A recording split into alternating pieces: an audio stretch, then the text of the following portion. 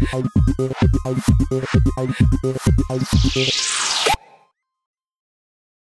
Assalamualaikum warahmatullahi wabarakatuh. Halo teman-teman Salingers, kita ketemu lagi di Ngobras, ngobrol santai bareng para kontributor Mubadalah ID. Nah, di minggu ini kami dari tim Mubadalah ID sudah mengajak collab salah satu kontributor namanya Kak Nur Aini atau biasa dipanggil Kak Aini. Beliau sering banget nulis di Mubadalah ID. Kemarin terakhir nulis soal Mahasina ya. Masa. Iya. Ya, Masa dan Amini. ya Masa Amini, dan memang tulisannya itu sering ramai banget di web karena memang tulisan-tulisan Kak Aini itu selalu mewakilkan perasaan-perasaan teman-teman perempuan muda, lalu perempuan apa yang kayaknya ini aku banget gitu. Nah, Kak Aini sering banget nulis soal itu. Nah, aku sapa deh ya, langsung aja ya. Halo Kak Aini.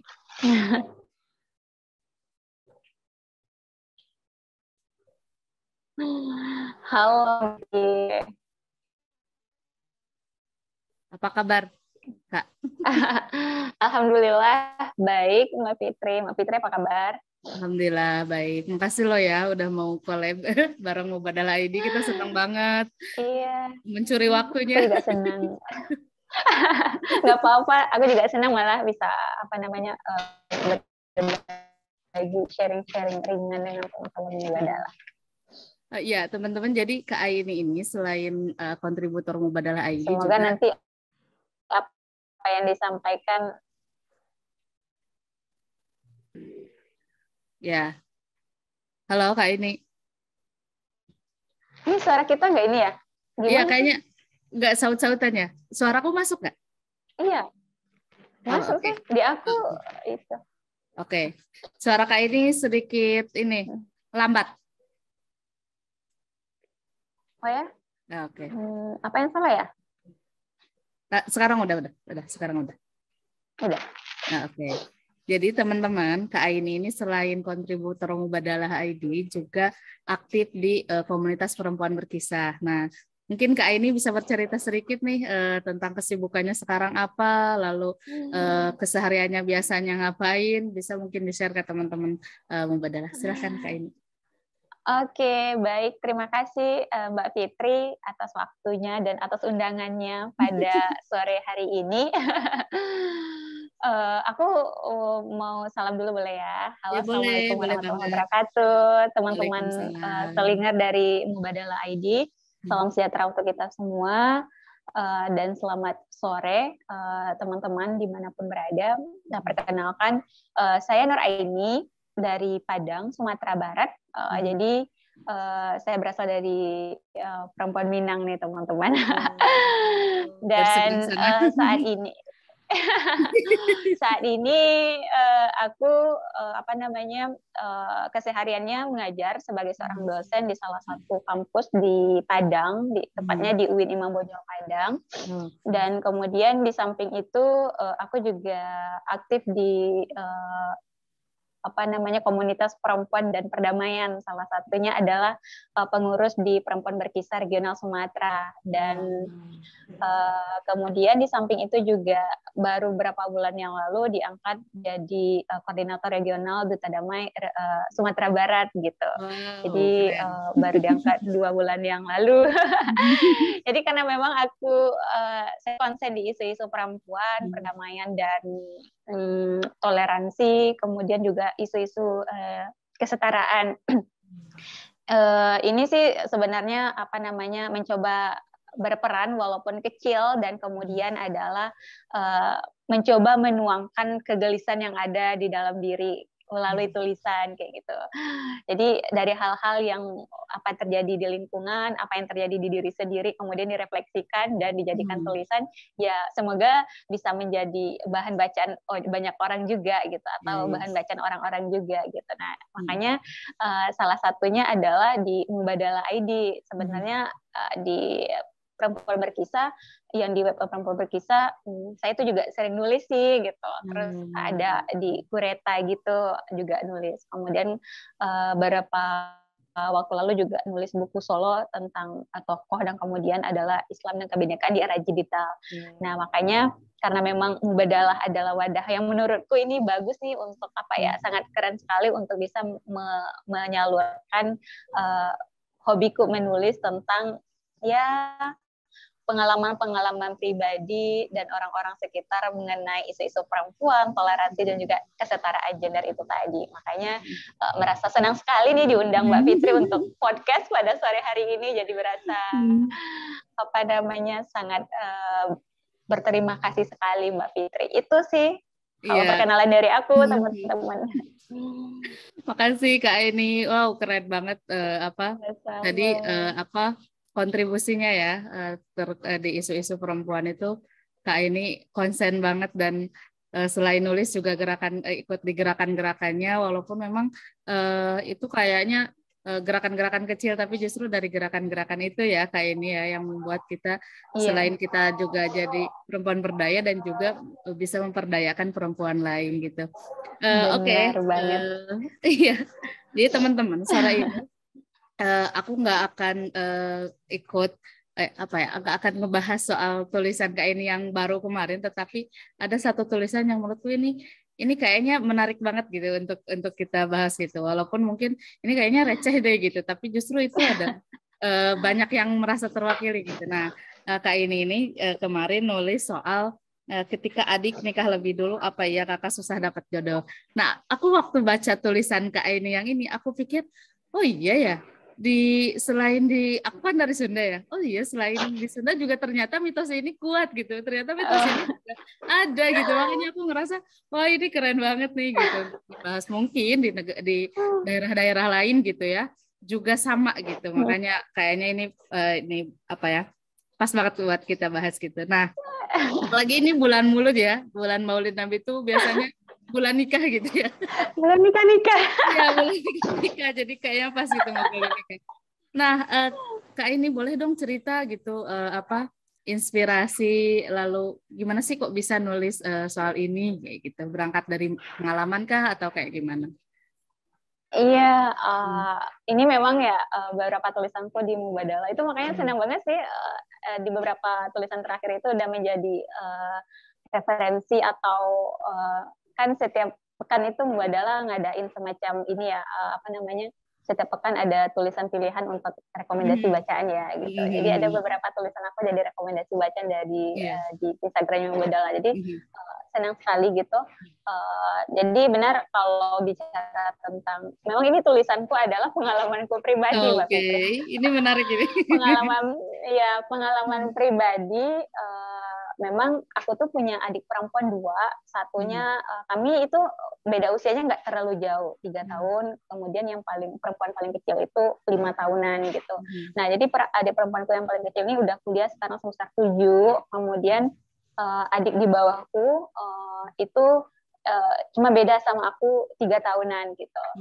Terus jadi adikku ini menikah awal tahun sekarang sih, yang bulan-bulan lalu 2022 gitu. Ya. Jadi beberapa bulan lalu, masih 2022. Jadi ke Maret. Jadi sebenarnya wacana tentang adikku ini mau menikah itu udah 1 tahun yang lalu. Cuman karena adikku ini menikah ini 2 negara, jadi beda negara nikahnya. Suaminya orang Malaysia gitu, karena dia kerja di Malaysia waktu itu. Nah, jadi karena pandemi, jadi kan untuk ngurus berbagai berkas tentang pernikahan dua negara itu memang agak sulit di masa pandemi waktu itu. Tetapi ketika adikku ini menyampaikan niatnya ingin menikah, tahu nggak, aku adalah manusia yang paling sangat bahagia dan senang sekali waktu itu, jujur aja, serius kan, ketika dia mau mengutarakan pengen nikah, kemudian ditanya, kamu sudah siap? Kalau kamu sudah siap dan siap dengan apa yang akan kamu jalani ke depan, ya sudah, maka jangan pikirkan yang lain. Yang terpenting adalah kamu siap dulu. Siap dengan apa yang menjadi pilihan hidupmu, siap apa pilihanmu untuk menikah dengan siapa, dan kamu bisa menjalaninya dengan rasa tanggung jawab, ya sudah, nggak apa-apa gitu kan. Nah, dari situ karena udah 1 tahun wacana itu, kemudian memang dari aku itu sangat antusias sekali gitu menerima informasi itu ketika adikku mengutarakan mau menikah. Namun karena masa pandemi akhirnya pernikahan itu diundur karena memang dia nikahnya di Malaysia waktu itu gitu kan. Jadi karena masa pandemi harus diundur.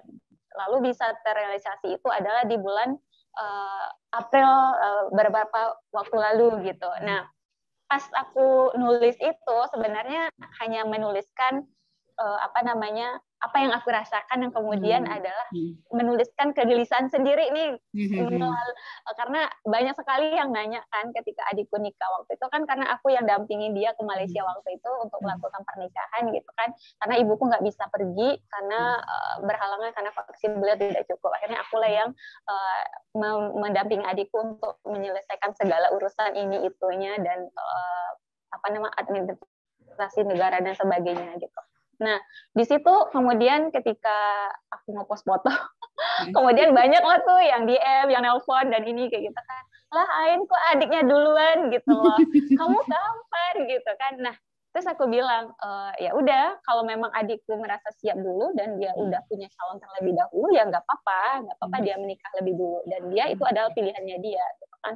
Kemudian pertanyaan-pertanyaan lain adalah kamu perempuan Minang loh gitu, kamu dilangkahi loh. Jadi ada istilah dilangkahi tuh kalau di Minang itu sendiri kayak gitu, tentang bagaimana kakak perempuan ditinggal nikah oleh adik perempuannya. Dan ini itu hanya teruntuk untuk kakak dan adik perempuan ketika adiknya nikah lebih dulu. Kalau berbeda cerita nanti kalau dengan kakak laki-laki atau adik laki-laki yang nanti dilangkahi oleh adik laki-lakinya menikah, itu nggak ada masalah, nggak akan ada banyak pertanyaan gitu, karena itu udah dianggap biasa. Nah, kalau perempuan, kakak perempuan yang yang dilangkahi nikah oleh adik perempuannya itu akan mendapat banyak pertanyaan, kemudian semacam perhatian yang cukup luar biasa ya kalau di lingkunganku sendiri kayak gitu kan.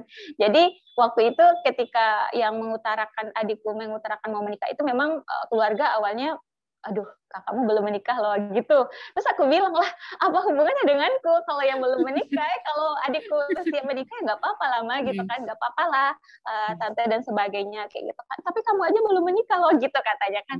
Terus aku bilang, menikah itu bukan perihal siapa cepat dia dapat, tetapi adalah masalah kesiapan dan sebagainya gitu kan. Nah kemudian dari situ ya udah adikku nikah. Kemudian aku refleksikan apa yang aku rasakan dengan berbagai pertanyaan teman-teman dan orang-orang sekelilingku yang menganggap aku sebagai sosok yang selalu menyedihkan. Di saat aku dilangkahi menikah oleh adikku gitu kan. Kemudian banyak yang nanya, apa bentuk syarat langkahannya dari adikmu kayak gitu kan. Kan ada syarat tuh kalau kakak perempuannya dilangkahi. Jadi kan dilangkahi ada syarat seperti harus dibeliin kakak perempuannya baju satu setelan gitu kan. Dan aku nggak minta itu. Aku nggak minta gitu. Dan itu makin banyak sekali malahan ini stigma dari orang. Ya jangan kayak gitu kayak gitu kan. Kayak harus gitu ya. Harus itu gitu kan. Nanti kamu susah loh dapat jodoh kayak gitu kan. Waduh, aku bilang, waduh, kenapa sampai sebegitunya? Karena memang di masyarakat kami itu, di daerah lingkunganku Mbak Fitri, itu memang masih kental sekali, jarang juga sih ketika ada kakak perempuan yang dilangkahi menikah oleh adik perempuannya. Kalaupun ada, itu memang terkadang keluarganya itu memang berusaha keras untuk agar kakak perempuan ini harus menikah terlebih dahulu sebelum adik perempuannya menikah gitu loh. Dan tidak jarang juga ada yang berlomba-lomba mencarikan jodoh dengan rentang waktu yang sudah ditentukan itu untuk kakak perempuannya gitu kan. Jadi aduh kataku kan. Cuman aku udah membayangkan ketika adikku mengutarakan itu apa yang akan terjadi di lingkungan yang keluarga aku, dan itu terjadi kayak gitu. Tapi aku percaya sih bahwa ya ada hal yang harus kita bisa berikan pemahaman kepada orang, ada juga yang tidak. Jadi dari pengalaman itu sih, maka aku tulis, sebenarnya tulisan itu sudah selesai aku tulis sebelum hari adikku adikku ijab kabul gitu. Cuman waktu itu aku masih di Malaysia waktu itu karena ada kesibukan lain, belum sempat nyelesain sampai habis. Ya udah deh, nanti aja lah nyampe Indonesia baru deh aku coba selesaikan dan aku kirim ke Mubadalah gitu ceritanya. Keren banget. Nah itu yang berangkat dari pengalaman sendiri biasanya itu yang apa ya, yang kuat gitu ruhnya, ruh tulisannya gitu kuat gitu. Makanya pas aku baca dan juga mungkin teman-teman Salingers ya di Mubadalah juga kayak banyak yang merasa terwakili gitu karena ternyata di daerah-daerah lain juga mungkin itu masih kuat gitu ya. Kayak kakaknya harus lebih dulu nikah nanti susah jodoh kalau dilewatin ya gitu. Lalu tadi yang menarik itu kayak kalau dilangkahin si kakaknya berhak itu minta sesuatu gitu ya yang harus dipenuhi gitu. Itu aku nggak tahu ya, maksudnya kok bisa gitu ya, ada mitos, ada apa tradisi-tradisi kayak gitu. Kadang kan justru kita menikah itu harusnya kan bahagia, tapi kadang ada juga yang apa justru rasa bahagia itu ya karena mitos-mitos itu jadi merasa ketakutan Iya. gitu kan, yang jadi merasa terancam. Kalau Kak Aini tadi ceritanya itu ya dia bahagia gitu, tapi orang tua orang keluarganya gitu ya. Ada juga lingkungan di lingkungan sekitar, terus teman-teman di media sosial sekarang nambah ya. Itu juga Iya, apa ngecap kita itu sebagai perempuan yang menyedihkan gitu. bener. Aduh, gitu. Kayaknya kayaknya ini Kak ini perlu banget nih katanya dicariin jodoh, misal mungkin ada yang begitu ya, ada yang sampai segitunya gitu. Padahal kita sendiri happy-happy aja gitu, biasa Iya, aja gitu. bener. Nah, itu juga yang sering terjadi di lingkungan gue ya, di kampungku juga begitu gitu. Yang dilewatinya ngerasa biasa aja, tapi Iya, orang-orang sekitarnya nih yang kayaknya, aduh kamu kasihan banget, kamu kok bisa kelangkahin kayak gitu. Itu bener-bener. Nah, aku penasaran nih respon Kak Aini gitu terhadap teman-teman yang di media sosial mungkin atau juga keluarga dan tetangga-tetangga mungkin kayak gimana sih Kak Aini ngerespon apa ya perkataan-perkataan itu gitu. Kalau aku udah ini ya, kalau pertanyaan kapan menikah, Mhm. kemudian apa namanya, kenapa dilangkai oleh adik, terus Mhm. prihatin banget sih gitu, menyedihkan banget sih jadi kamu gitu kan. Sebenarnya ini bagiku pribadi ya, atau mungkin juga bagi teman-teman di luar sana ya dalam posisi ini. Kembali lagi bahwa sebenarnya kalau kita berbicara mengenai sebuah pernikahan ya yang hari ini menjadi apa ya, kita tahu ya, menikah itu bukan hanya sekedar aku cinta kamu, kamu cinta Mhm. dia, kemudian kamu sudah sesuai umur standarnya masyarakat kita hari ini, kemudian apa namanya tuntutan ini dan itu. Tetapi menurutku pernikahan lebih dari itu kayak gitu. Mhm.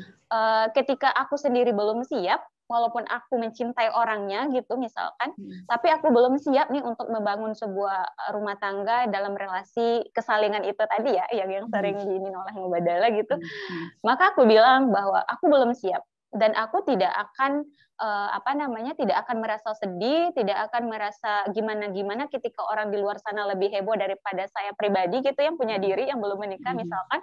Karena saya tahu kondisi saya gitu loh. Jadi saya tahu apa yang saya rasakan, saya tahu apa yang apa namanya yang diperlukan oleh diriku gitu loh, apa yang dibutuhkan oleh diriku gitu dan gimana kondisiku kayak gitu. Mhm. Jadi memang ketika sebuah pernikahan itu dibangun, kalau menurutku pribadi adalah bagaimana ketika kita mengatakan iya, mau dan siap membangun sebuah relasi rumah tangga dengan pasangan, tentu ini juga harus diperhatikan kesiapan kita gitu. Kita dengan diri kita sudah selesai belum? Kita dengan masa lalu kita sudah cukup belum? Sudah selesai belum? Sudah damai belum? Kita dengan finansial kita sudah oke belum? Walaupun kita apa namanya perempuan ya, terkadang kan banyak sekali stigma ketika perempuan menikah kan ya udahlah ngapain kerja capek-capek gitu kan. Toh suami kamu juga yang akan hidupin kamu. Nah, ini menurutku persepsi yang harus kita rubah. Laki-laki dan perempuan maupun menikah atau belum menikah ya silakan harus menjadi manusia yang mandiri selagi dia masuk pada manusia yang dewasa ya. Karena memang rumah tangga itu menurutku tidak hanya tugasnya suami, tugasnya istri Mhm. saja, tapi kedua aktor ini harus berperan gitu Ya, loh. betul betul Harus betul. berperan bagaimana caranya mencari nafkah untuk keluarga, baik itu istri maupun suami, harus bisa kalau dia memilih nanti punya anak harus bisa mendidik anak, antara ibu dan ayah harus punya harus bisa mendidik anaknya, tidak hanya peran ibu yang dibutuhkan di situ tapi peran Mhm. ayah. Nah, bagiku ketika ada pernyataan-pernyataan seperti itu menyedihkan sekali menjadimu Ain yang dilimpahkan oleh adiknya menikah, aku bilang ya udah deh biasa aja tuh gitu kan. Dan aku merasa bahagia-bahagia aja loh gitu. Kalau memang aku belum siap dan aku tidak akan mau terpengaruh oleh kata-kata orang-orang yang menyedihkan lah, terus nggak laku lah dan sebagainya gitu. Kan yang tahu diri kita adalah kita ya. Jadi memang harus tebal-tebal telinga aja sih sebenarnya ngadapin manusia-manusia seperti itu kalau perihal pernikahan gitu. Karena apa ya, ocehan-ocehan orang lain dan pendapat-pendapat orang kepada kita itu kan mau baik pun kita akan tetap dinyinyirin orang gitu kan. Iya, bahagia pun juga akan dinyinyirin orang gitu. Terus emangnya yang menjalani kehidupan kita adalah dia kan, tidak kan kita gitu. Jadi dari situ aku ya udah deh, kalau memang diriku belum siap ya nggak apa-apa. Terus kalau mereka menganggapku sebagai orang yang prihatin ya silakan saja, itu kan pendapat mereka. Yang penting diriku bahagia. Iya, yang penting aku bahagia gitu loh. Ini keputusanku dan adikku, dan dengan keputusan kami berdua, aku dan adikku merasa bahwa iya kami ikhlas-ikhlas saja gitu kan. Kami sudah bahagia-bahagia aja. Walaupun pada akhirnya terkadang stigma masyarakat itulah yang akhirnya membuat kita merasa cemas ya. Lah Kak, padahal tuh adikku pernah gini kan, nggak apa-apa nih Kak, aku ngelangkahin kamu gitu kan. Jadi dia merasa enggan, merasa cemas gitu loh. Padahal kitanya biasa aja gitu. Aduh, kamu kok jadi gini, nggak apa-apa loh gitu. Nggak apa-apa gitu, kalau kamu sudah siap nggak apa-apa, jujur aja. Benar loh Mbak Fitri, ketika adikku menikah itu aku nggak sedih, nangis iya, karena memang waktu itu kami hanya aku dan adikku dan tanteku yang di Malaysia yang dampingi ibuku di rumah, karena memang dia baru anak kedua setelah kakak pertamaku nikah, dia adalah anak kedua yang menikah di keluarga kami gitu. Jadi memang sedihnya begitu karena ibu terharu tidak bisa menghadiri. Tapi iya terharu gitu.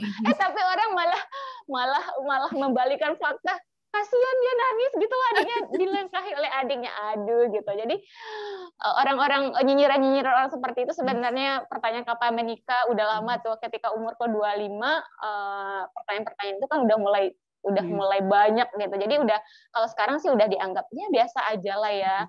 Toh lakukan aja yang terbaik menurut dirimu, bertumbuh aja menjadi manusia yang lebih baik. Jika kamu sudah siap nanti yes, I say yes gitu loh untuk sebuah pernikahan. Tapi kalau belum ya sudah gitu.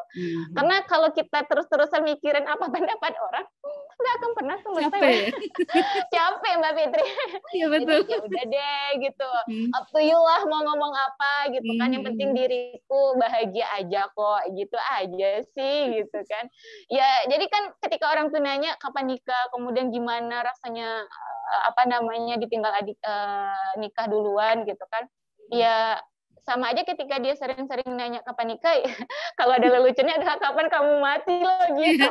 Artinya guyonan-guyonan aja sih nanggepin ocehan-ocehan dan pertanyaan-pertanyaan orang-orang yang seperti itu. Kalau aku sih gitu Mbak Fitri. Keren banget. Jadi jangan selalu dibawa baper ya, karena memang kadang capek ya Kak ini ya. Maksudnya kita kalau ngeresponnya dengan semangat yang sama gitu, misalkan dengan emosi ya memang energi negatifnya ke diri kita sendiri gitu ya.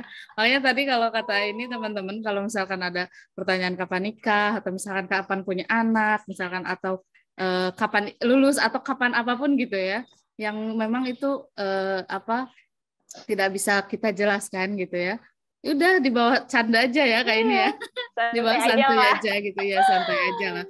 Toh mereka juga mungkin lama-lama capek ya nanya kayak gitu. Jadi kalau akhirnya udahlah gitu. Aku inget nih kata Kak Alimah. Jadi mungkin pertanyaan itu mereka lontarkan dengan tanpa sadar, atau mungkin sekilas saja, tapi kadang ke kitanya itu jadi kepikiran lama gitu, overthinking dan sebagainya. Makanya kalau Kak Aini tadi udahlah, mereka juga mungkin cuman pengen basa-basi aja. Kita juga jawabnya basa-basi juga gitu ya. Iya benar. Ngapain ditanggepin dengan serius gitu. Kalau Kak Aini ya, tips dari Kak Aini. Nah, Kak Aini, tadi aku senang banget dengar kata Kak ini bahwa memang pernikahan itu perlu kesiapan ya. Nah, kalau menurut Kak ini persiapan apa aja sih yang harus laki-laki dan juga perempuan punya gitu sebelum memutuskan untuk menikah? Iya, sebenarnya ini tentu kembali kepada pribadi masing-masing ya, Mbak Fitri. Karena kan setiap orang itu kan kondisinya beda-beda ya. Tetapi kalau saya pribadi memang kalau kita mau menikah, baik itu laki-laki dan perempuan, memang harus siap dulu. Pertama siap dia dengan dirinya sendiri, gitu loh. Tanya dirinya benar-benar sudah siapkah membangun rumah tangga dengan berbagai macam tantangan di ke depan gitu. Jangan jadikan rumah tangga sebagai bahan cobaan ketika sudah muak ya udah cerai gitu kan.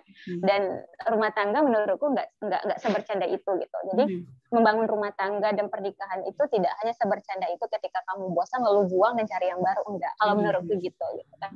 Nah, jadi memang ketika kita mau memutuskan untuk menikah, laki-laki atau perempuankah, kita tanya dulu diri kita sendiri, sudah siap belum? Kamu sudah selesai belum dengan dirimu, dengan luka masa lalu? Misalkan jika kamu punya trauma masa lalu, sudah selesai belum di situ? Kemudian kamu sudah siap belum secara ilmu dan finansialmu? Walaupun ini bukan berarti harus kaya dulu, harus dulu ya enggak gitu juga gitu.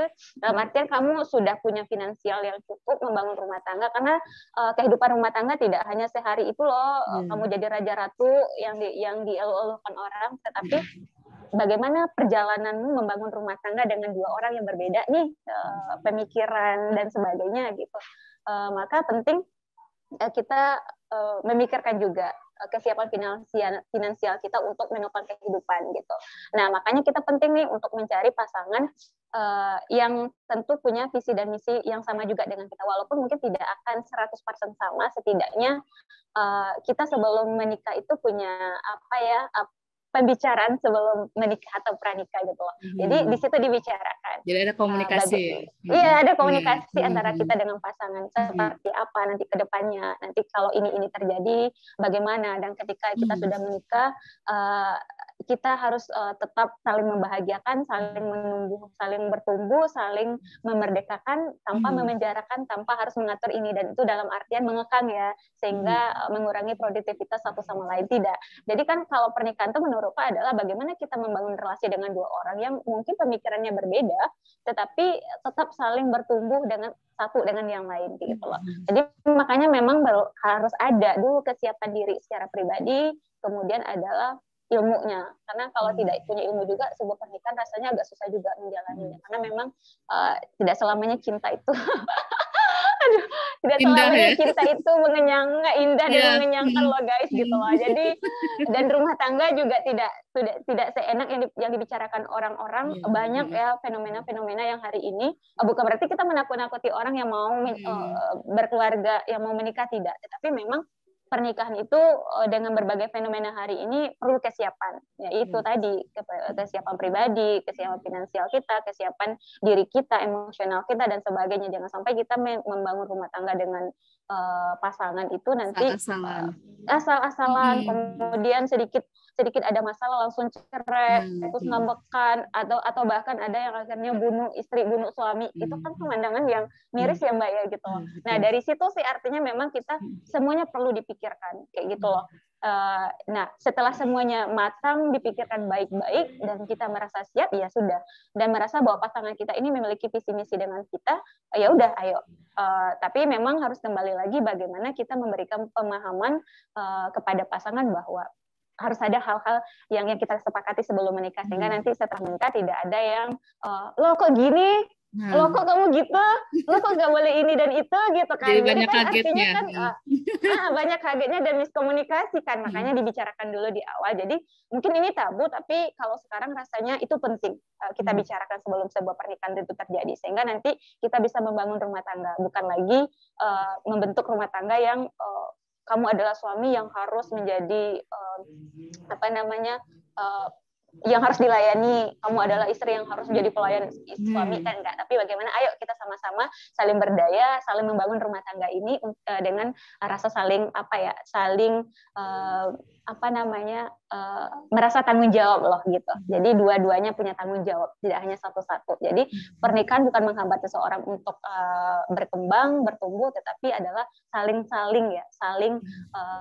membangun rumah tangga dengan saling memberdayakan, saling membahagiakan. Ya, bahkan kalau mereka punya misi-misi yang lain, mungkin kuliah yang lebih tinggi ya sama-sama mendukung. Nah, itu sih kalau menurutku pribadi. Jadi memang untuk menemukan pasangan yang seperti itu juga perlu dipilih. Bukan berarti kita pemilih banget, tapi memang penting juga sih. Ya memang gitu. harus milih. Iya harus milih gitu kan. Cabenya di pasar harus kita pilih gitu loh. Apalagi pasangan hidup yang akan kita pakai seumur hidup gitu. Jadi begitu sih, memang harus banyak kesiapan dan harus ada pembicaraan sebelum menikah sehingga kita tidak kaget-kagetan. Jadi bisa membangun rumah tangga dengan ya konsep mubadalah ya gitu. Gitu Mbak Fitri. Oke, Kak ini. Makasih ya. Ya, aku setuju banget tadi bahwa memang menikah itu memang bukan hanya untuk satu hari, tapi untuk selama-lamanya, dan juga memang perjalanannya tidak mudah, sehingga bukan hanya laki-laki saja yang harus memilih siapa pasangannya, lalu bagaimana jalannya, tetapi perempuan juga sama gitu, punya hak untuk menentukan siapa nih yang akan menjadi partner kita gitu ya, yang akan menemani kita, lalu juga yang bisa diajak kerjasama, lalu yang bisa diajak bersepakat tadi, bahkan sebelum nikah kita juga memang sudah harus punya kesepakatan sehingga setelah nikah tuh nggak kaget loh gitu. Loh kok kayak gini lah, kok begitu gitu. Jadi itu salah satu hal yang penting banget gitu untuk kita ingat bersama gitu ya sebelum memutuskan untuk menikah. Nah, yang terakhir Kak ini boleh dong, aku lihat Kak ini kan memang mungkin keputusan Kak ini juga memang tidak mudah ya, memutuskan untuk nanti dulu deh nikahnya gitu, lalu sebagai perempuan ikut kegiatan ini, lalu ikut bergabung di sini, dan mungkin di sekitar Kak ini itu banyak juga yang tidak mendukung gitu, tapi ada juga mungkin yang justru mendukung. Nah, kalau Kak ini gitu, boleh dong kasih tips-tipsnya sebagai perempuan yang sudah berdaya untuk teman-teman di luar sana yang masih belum berani gitu untuk menentukan hidupnya akan mengambil jalan mana, lalu masih merasa khawatir dan takut gitu untuk mengekspresikan dirinya. Iya, kalau menurutku sih hidup menjadi seorang perempuan sebenarnya tidak hanya seperempuan, laki-laki dan perempuan itu kan punya otoritas akan hidupnya ya. Jadi kalau menurutku bagaimana kita itu kembali lagi sih, konsep dan kondisi setiap orang berbeda-beda. Jadi memang kalau memang kondisimu tidak baik-baik saja, ya udah break dulu sejenak, baru lanjut lagi untuk bertumbuh kayak gitu. Nah, kalau aku pribadi adalah ketika banyaknya berbagai stigma dari keluarga, dari masyarakat, di umur 26 aku belum menikah misalkan, kemudian aktif di luar, dan itu stigmanya banyak banget, apalagi kalau di Minang itu memang masih dari dulu itu diwarisi budaya patriarki kali ya, jadi iya kuat banget gitu loh. Jadi ketika aku aja waktu itu 24 mau S2, kemudian 26 baru lulus, 27 aku lulus S2. Nah, di situ aku langsung ngajar. Nah, stigma dari keluargaku adalah, Ain kamu udah 26 lebih gitu loh, belum menikah gitu kan. Terus ada di masyarakat juga gitu, kamu kerja terus gitu loh, pendidikan terus yang dikejar gitu loh, nanti laki-laki takut loh ke kamu gitu, nanti kamu dibilangnya nanti laki-laki nggak mau loh denganmu, karena kan laki-laki itu pasti akan minder kalau pendidikan perempuannya lebih tinggi daripada laki-lakinya gitu loh. Terus aku bilang gini, emangnya perempuan itu hidup hanya untuk memikirkan bagaimana sih tanggapan laki-laki kepadanya? Kan tidak gitu loh. Baik laki-laki dan perempuan punya otoritas diri akan hidupnya. Maka pilihlah otoritas dirimu sebaik mungkin dengan rasa tanggung jawab, selagi itu bermanfaat, tidak merugikan orang lain dan dirimu sendiri, maka selesaikan, jalani dengan rasa tanggung jawab, dengan rasa keyakinan bahwa kamu ini adalah jalan terbaik dan pilihan terbaik untuk hidupmu, tanpa harus menghiraukan bagaimana orang lain dengan ocehannya di luar, karena kita tidak akan pernah bisa untuk selalu mengikuti dan memenuhi semua standar-standarnya masyarakat. Jadi lakukan saja, do the best aja sih, do the best aja. Kemudian ya up to you dan whatever aja apa yang dibicarakan orang di luar, asalkan kita tidak merugikan mereka. Selagi kamu manusia yang dewasa, laki-laki dan perempuan, kamu berhak untuk memilih jalan hidupmu selagi itu baik, lakukan saja tanpa harus menghiraukan ini itu di luar sana. Yang penting jangan merugikan diri sendiri dan orang lain. Yang kemudian adalah kalau memang kamu memilih menikah di usia 20 ya silakan, memilih menikah di usia 30 ya silakan, nggak ada istilah terlambat menikah. Yang tidak boleh adalah ketika kita merasa ketika kita udah menikah kita menganggap perempuan yang belum menikah sebagai seseorang yang prihatin, menyedihkan dan sebagainya. Dan itu yang tidak dibolehkan gitu. Karena memang apalagi sampai menstigma perempuan yang belum menikah adalah perempuan yang tidak laku. Kamu belum tahu dia secara jelas, dia secara baik gitu. Jadi nggak usah menjudge terlalu cepat orang lain kalau kamu sendiri belum kenal dia. Tetapi kalau pribadi, kenali dulu dirimu sendiri. Kalau memang kamu belum siap, nggak usah takut mengatakan say no kalau kondisi kamu memang belum siap untuk menikah gitu loh. Walaupun mungkin umurmu sekarang 27 misalkan. Karena memang ya itu tadi, kondisi setiap orang berbeda, jangan menyamaratakan gitu loh. Artinya kita memang harus bisa membangun kesadaran diri dan rasa empati aja sih kepada setiap orang, baik itu laki-laki atau perempuan ya. Dan lakukan saja semuanya dengan baik, dengan rasa tanggung jawab atas otoritas pilihan hidupmu.